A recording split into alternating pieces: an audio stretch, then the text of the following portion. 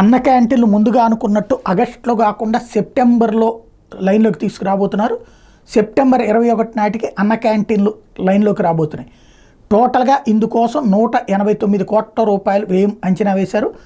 అందులో ఆల్రెడీ కట్టి ఆ తర్వాతన మార్చేయడం వలన వచ్చినటువంటి సమస్యలను పరిష్కరించి వాటిని పాత అన్న క్యాంటీన్ల కింద మార్చడానికి 15 కోట్ల రూపాయలు ఖర్చు అవుతుందని, అలాగే ఈ ఆహారం సప్లై చేసేటటువంటి సంస్థలకి సబ్సిడీ ఇవ్వాలి కదా, మన దగ్గర 5 రూపాయలు తీసుకుంటే ఆ సబ్సిడీ డబ్బులు 115 కోట్ల రూపాయలు 95 లక్షలు అంటే 95,000 115 కోట్ల రూపాయలు 95 లక్షల రూపాయలు అవుతుందని, అలాగే కొత్త క్యాంటీన్లు కొన్ని ఏర్పాటు చేయడానికి గాను 9 కోట్ల 60 లక్షల రూపాయలు అవుతుందని, ఐఓటీ డివైజులకి సాఫ్ట్వేర్ అప్లికేషన్కి 7 కోట్ల రూపాయలు అవుతుందని, క్యాంటీన్ల భవన నిర్మాణ సంస్థలకి పెండింగ్ బిల్లుల చెల్లింపుకి 41 కోట్ల రూపాయలు. అప్పట్లో కట్టిన వాటికి ఇప్పటిదాకా డబ్బులు కట్టలేదు, బిల్లులు ఇవ్వలేదు జగన్ సర్కార్ 5 ఏళ్లలో కూడా.